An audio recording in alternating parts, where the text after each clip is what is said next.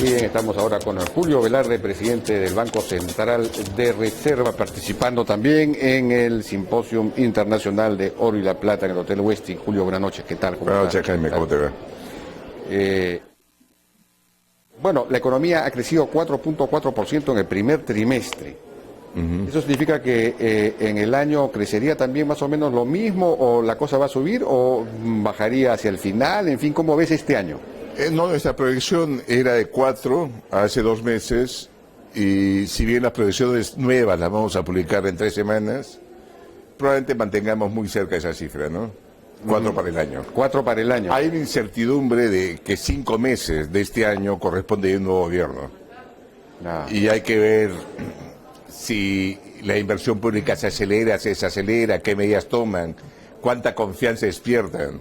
Felizmente, las encuestas que uno ve en los últimos 2 meses, después de la elección de abril, uno ve un cambio de ánimo empresarial que usualmente está asociado a también un deseo de acelerar inversiones, que ojalá se produzca, ¿no? Claro, porque lo que tenemos ahora es un crecimiento, digamos, empujado principalmente por el crecimiento de la producción minera, ¿no?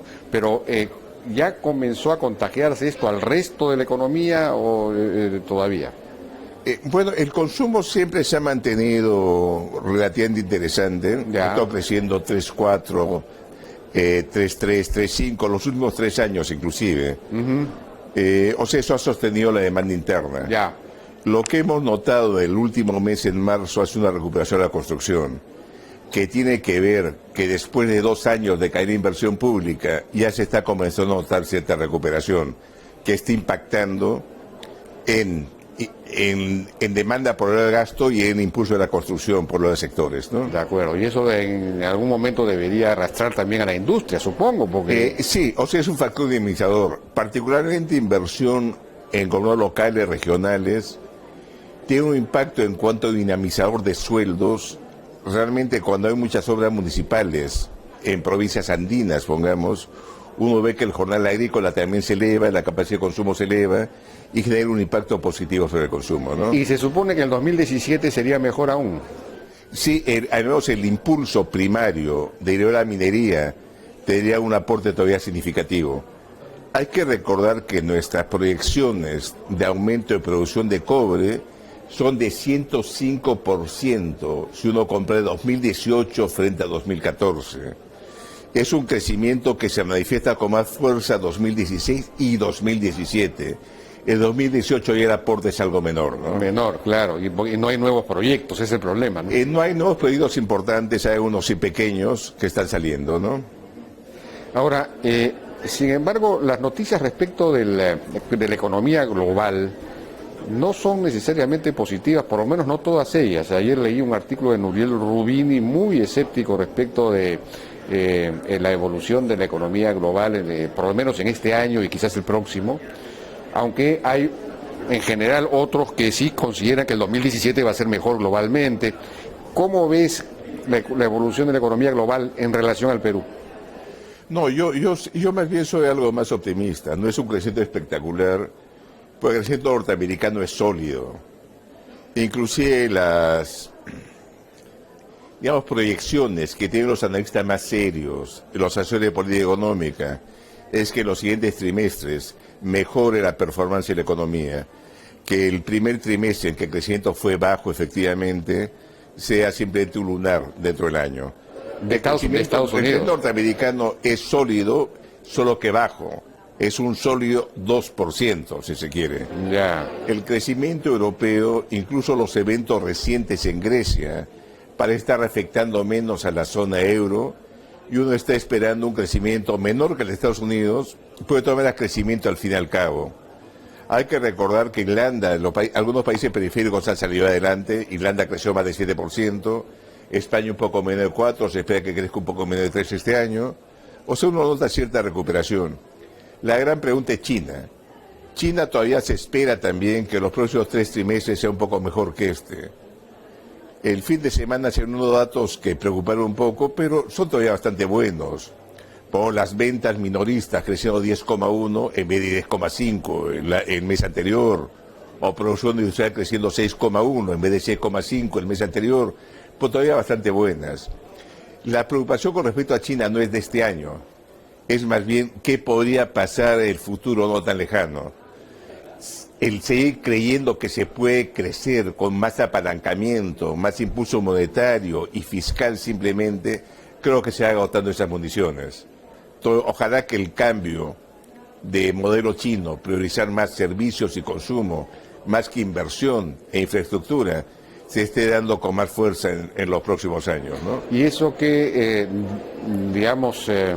determinaría respecto al precio de los minerales que es importante para el Perú. El consumo de cobre de China siguió creciendo, solo que a un ritmo menor. Creo que en el caso del precio del cobre, que ha mejorado este año, se debe a dos factores le han perjudicado más en el pasado. Una, que los commodities son un activo financiero, el cobre también. Nosotros seguimos mucho los contratos no comerciales del cobre, o sea, lo que es especulación. Ya sea que apuesten por subida de cobre, son posibilidades largas, o caída del precio del cobre, posibilidades cortas.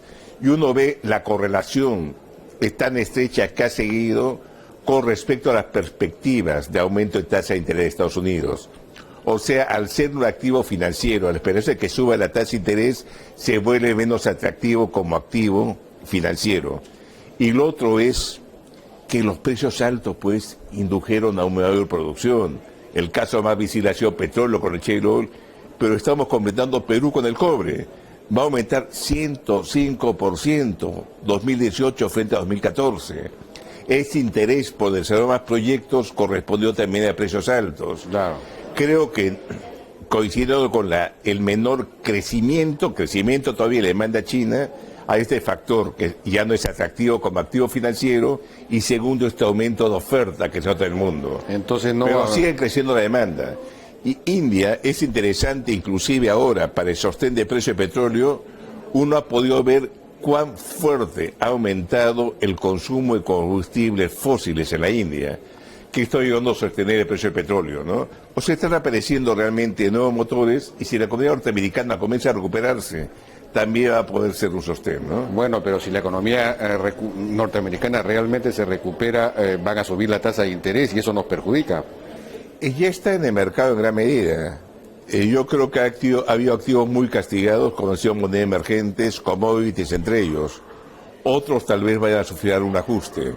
Y estoy hablando de acciones de países desarrollados, que tal vez con la subida de tasa de interés, esas no han sufrido mucho. A pesar que en lo que es el año había un retiro de 90.000 millones de dólares de los fondos dedicados a acciones globales, aún así realmente no había una caída dramática de acciones. Ahí de repente podría haber un poco de volatilidad, digamos, ¿no? Pero monedas emergentes, commodities, han sido ya bastante castigadas. La liquidez que se inyectó tras la crisis de septiembre de 2008 levantó el precio de todos los activos.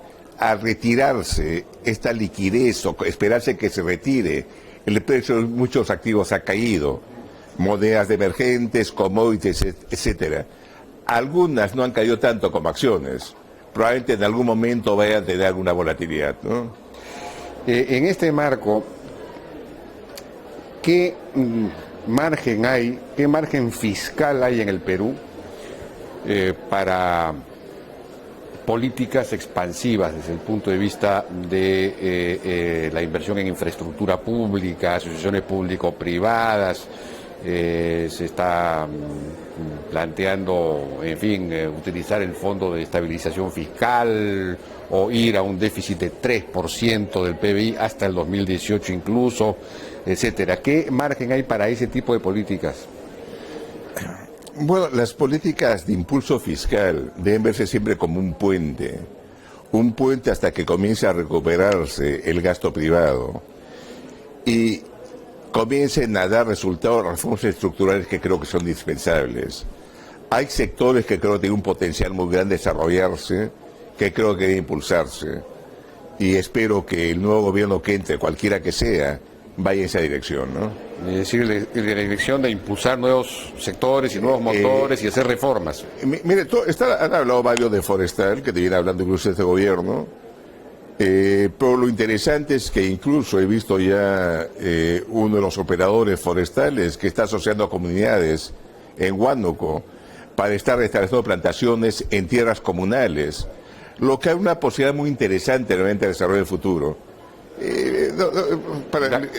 Cae poco tiempo, sí, pero hay 8 millones de hectáreas forestadas. Si realmente se hiciera 500.000 en los próximos 5 años, en cuanto a plantaciones, sería un impulso muy grande en cuanto a inversión que ayudaría a compensar por ingreso de dólares el impulso a la demanda doméstica que podría venir por el lado fiscal. De acuerdo, ¿no? Pero digamos, la pregunta estaba motivada por el informe macroeconómico multianual que publicaba el Ministerio de Economía y Finanzas, que señala que habría que ir hacia la convergencia fiscal, reducir el déficit fiscal el próximo año y el subsiguiente, y eso significa, y manteniendo sin embargo el nivel de inversión del PBI, de inversión en el PBI como porcentaje del PBI, y tampoco se puede reducir el gasto corriente porque hay reformas que demandan gasto corriente, la reforma del servicio civil, la reforma magisterial.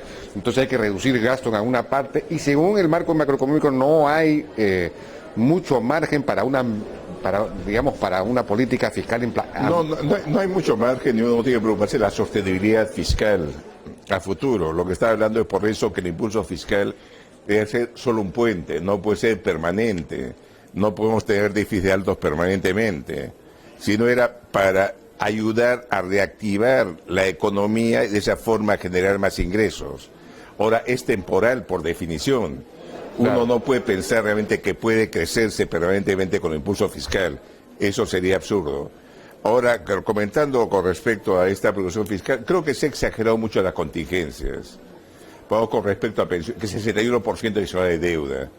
Realmente están considerando la transferencia que hace el Estado para el pago de pensiones. Eso ya está en el presupuesto. Eso no es una... Va a subir de 0,3 a 0,4 en términos anuales. No es gran cosa. Sería como considerar realmente como contingente el que vamos a tener que pagar a los maestros y médicos en el futuro. Sí, pues. En el caso de APP no se ha descontado siquiera valor presente. Creo que sobreestima realmente el peso de los contingentes. Claro. Y creo que incluso no es muy prudente presentarlo de esa forma, porque asusta injustificadamente, creo yo, a agencias calificadoras, etcétera, ¿no? Que además esa es una, digamos, metodología que no se aplican en otros países, ¿no? El fondo lo sugiere, pero mire, en este momento creo que estamos financiando 0,3 de pensiones el Estado, pero ya está en el presupuesto. O sea, no tiene que gastarse mucho más por año para seguir manteniendo este pasivo, pongamos que es uno de los más fuertes, el de pensiones. Claro, ¿no?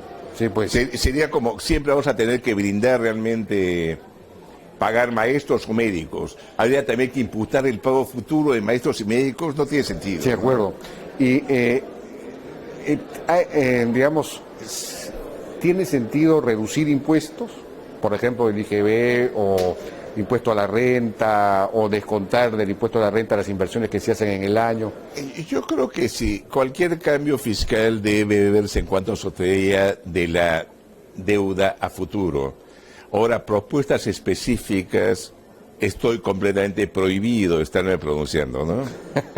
Bueno, pero no he mencionado el titular de la propuesta. De acuerdo, bueno. Ya no tenemos más. ¿Cómo van a hacer para manejar el tema de la resolución del Tribunal Fiscal sobre la aplicación de la ley Servir del Servicio Civil al Banco Central de Reserva? Hemos pedido un recurso de aclaración, pero quisiera aclarar también la situación del Banco Central. Nos hemos dejado muy prudentemente. Tenemos menos personal que cualquiera en los últimos 40 años. No sé cuántas instituciones podrían decir eso. Ya. Eso significa que nos hemos manejado muy prudentemente en cuanto a gasto de personal. Segundo, la promoción y la capacitación siempre ha sido por concurso. Al Banco Central entran porque se presentan 800 los mejores alumnos a un curso, 2 ahora son, Finanzas y Economía. Los primeros entran al curso y los 5 primeros de cada curso entran al Banco Central. Ese mecanismo no estaría prohibido por Servir. Segundo, tenemos que estar pidiendo permiso a una dirección del Ministerio de Economía cada vez que queremos hacer cambios en la estructura. Nosotros pongamos el manejo de reservas. En un momento podemos ver como lo más sensato tener dólares canadienses y tal vez necesitarían una sección que tenga que ver el manejo de dólares canadienses. Necesitamos un permiso del Ministerio de Economía para eso. Es una cosa absurda.